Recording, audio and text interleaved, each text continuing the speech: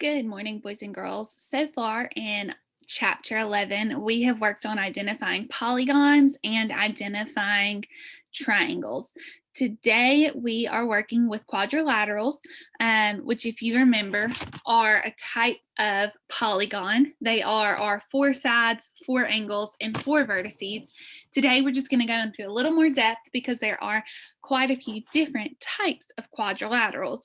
So you can see on the screen that I have a chart filled out for us. We're going to go over the chart and the characteristics of quadrilaterals, and then we're going to practice identifying them. You will still have a wiser assignment right below this video, just like always.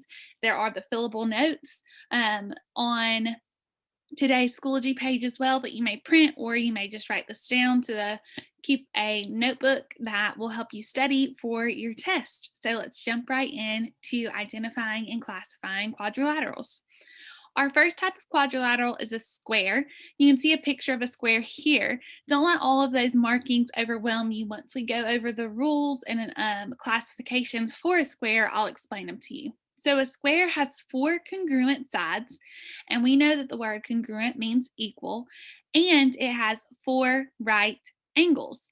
So you can see that all of these sides have that little one line on them, which tells us that all of the sides are the same length. And that little square in the corner just tells us that it's a right angle.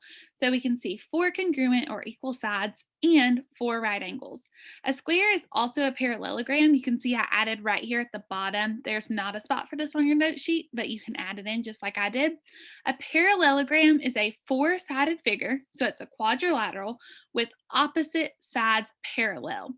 Parallel means that two lines never touch. So let's see if I can draw you an example on the screen. So these two lines, if I drew them completely straight, would be parallel. They would never touch. But if I drew lines like this, they would touch, right?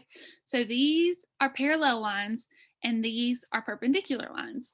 So parallel on our square, you can see you have the top and the bottom. That's one set, and you have the side, and the side is another set. If I kept drawing those lines for forever and ever, they would never touch, which means it is a parallelogram, sorry.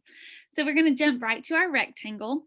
A rectangle is a special parallelogram with four right angles and two pairs of congruent sides. So just like a square, we have four right angles. However, all four sides are not equal. You have the two sides on the left and the right that are equal, and then your top and your bottom are also equal. So a square is considered a rectangle because a square has four right angles and two pairs of congruent or equal sides.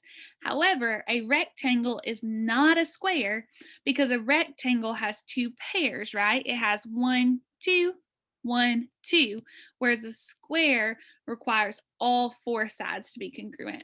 A rectangle just requires two pairs. So remember, a square is a rectangle, but a rectangle is not a square.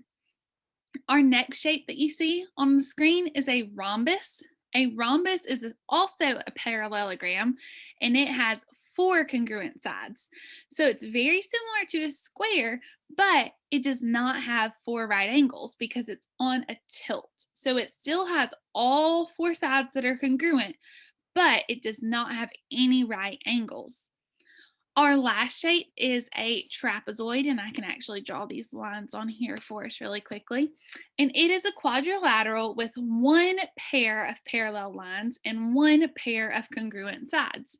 So our top and bottom line are parallel, but our side lines are not. You can see if we kept drawing them up, it would almost look like a triangle. They would touch. But our sides are congruent or equal, but the top and bottom are not. So the top and bottom are parallel and the sides are congruent.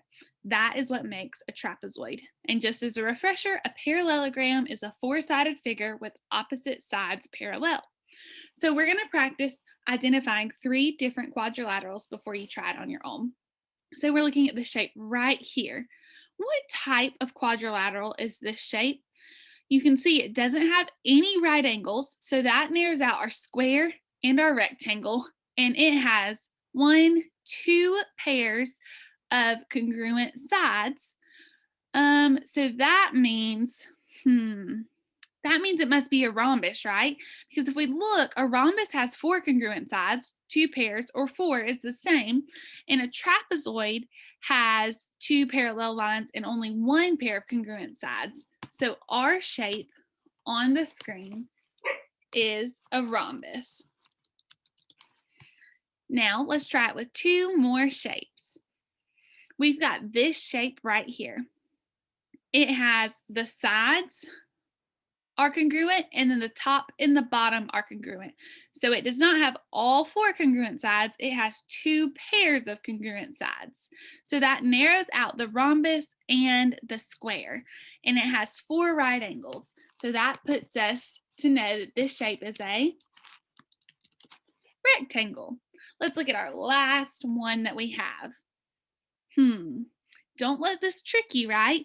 This little line is not actually part of your shape. They're just showing you that you could see this shape with a triangle and it could have a right angle, but the shape actually does not have any right angles in the shape that we are looking at. The top line and the bottom line are parallel. The sides are congruent, but they are not parallel. So that lets us know that this shape is a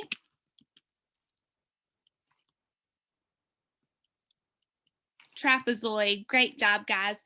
Remember, these notes are on your Schoology page today, and you have a wiser assignment right below this. Please reach out if you have any questions, and if you missed our triangles or polygons lesson, go back, print those notes, and fill them out as I am going over the lesson.